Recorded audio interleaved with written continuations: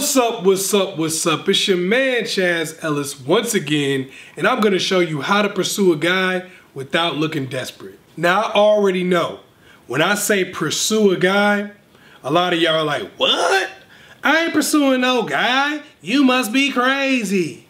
When I'm talking about pursuing a guy, I'm talking about the same way you would pursue a fish. You stick your line in the water, you're pursuing that fish, but you're also making that fish come to you. You're putting the bait down there so that the fish can see it, so that the fish will notice it, so that the fish will be enticed, and then they're coming to you. That's the same thing I'm going to show you in this video. The number one thing you want to do is research. Now, I know a lot of you ladies are out there like, research? I'm not trying to do no research. This ain't school. I'm not trying to spend my time wasting my time researching some guy. Well, see, that's your problem. That's probably why you might find yourself getting played. You got to do research on a guy anyway. Before you get serious about somebody, you want to know as much as you possibly can about them. So all you're doing is just going ahead with that process. Now, the reason why you want to research is because it's going to make a difference in pursuing the guy in the future. Here's what you want to do. You want to find out who they hang out with, what they're interested in, the type of places that they go and frequent. You want to find out as much information about that person as you possibly can. What shows they watch, the kind of books that they read, what you two would have in common, and what you would be able to talk about. These are going to be selling points in the future, so you have to do your research.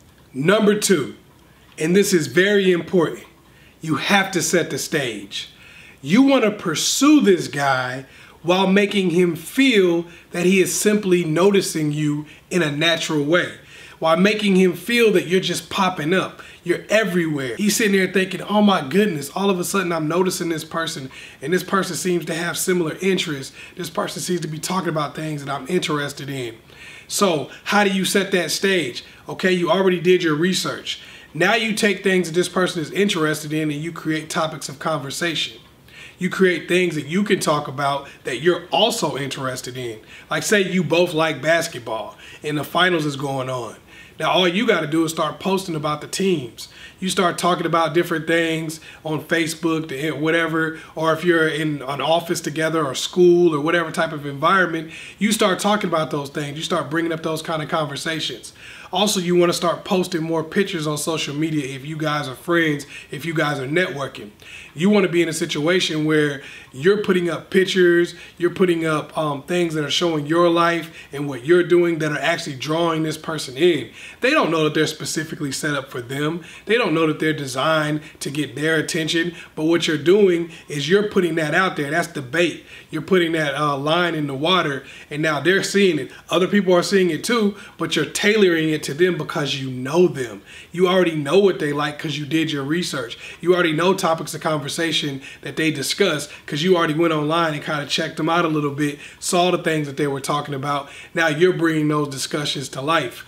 You're doing what you need to do to get that attention from them. You're doing what you need to do to bring them into your world. You're pursuing them, but they think that you're just occurring naturally. They think that all of a sudden they're just paying more attention to you, and they don't really know why. Because they have no idea that you did your research. They have no idea that these posts are designed to get their attention. They have no idea that everything you're doing has a method.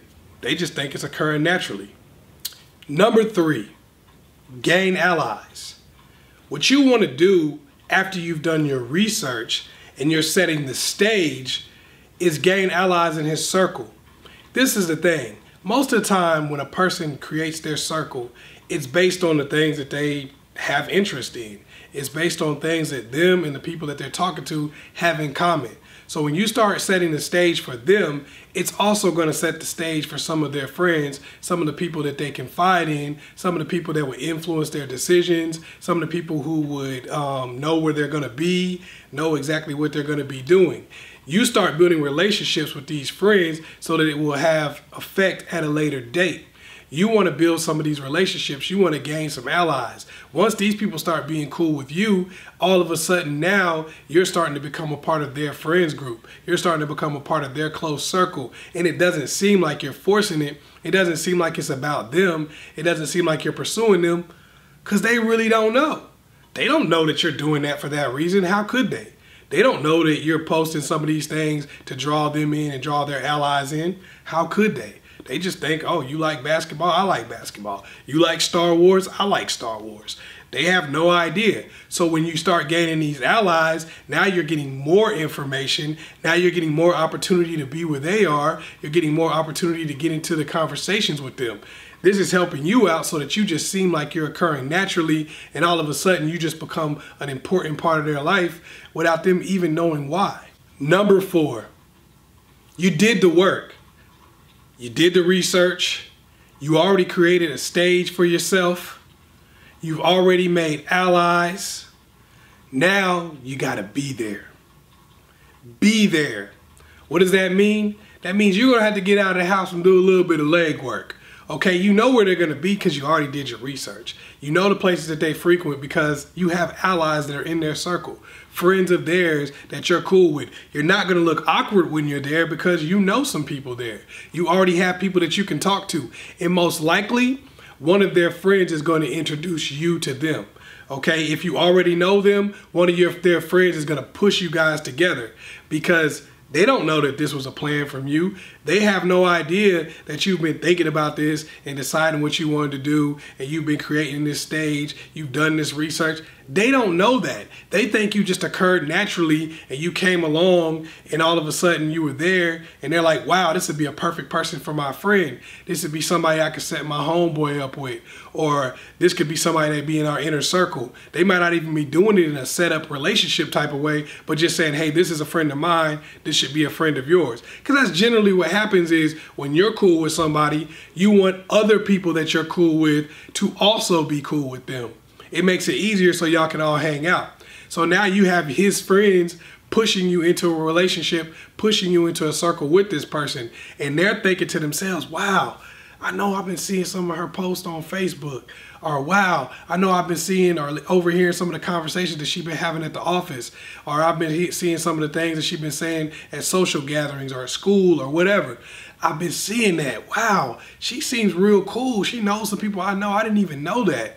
Now this person is thinking, dang, this must be a sign. Like this person really is, we probably will have good chemistry. You've already done your research, so you know some of the things that you want to talk about with them. It doesn't have to be fake. It doesn't have to be things you have no interest in, because if y'all have nothing in common, that's probably not the person for you anyway.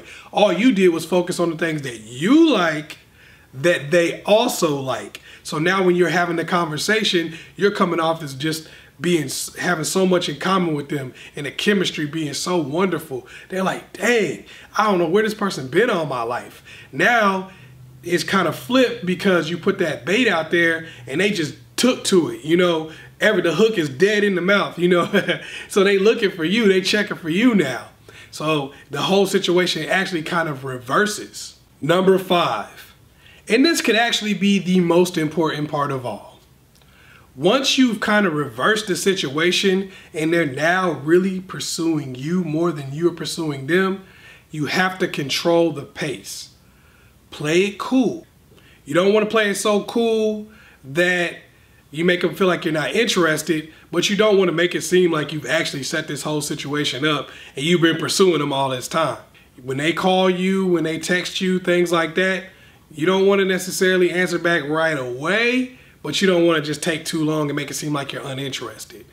When they talk to you, you don't want to be all in their face constantly, but at the same time, you don't want to make it seem like you're uninterested by laying back too much.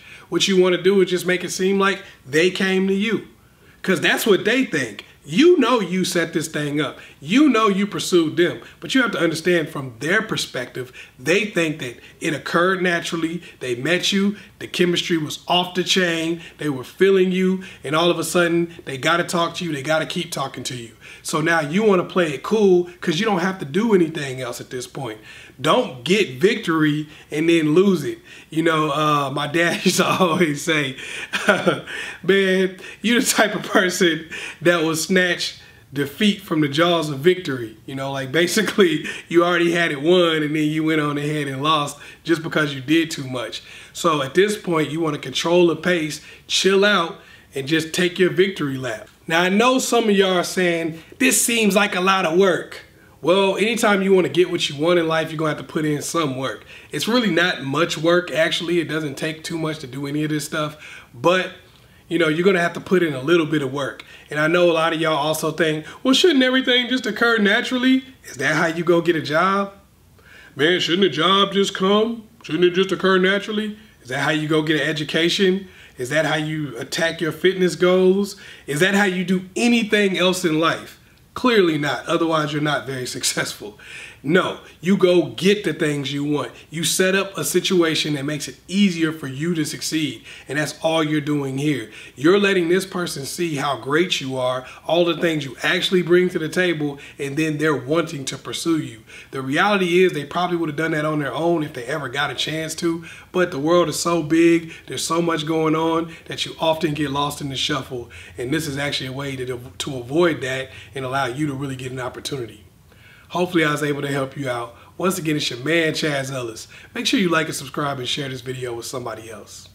Peace.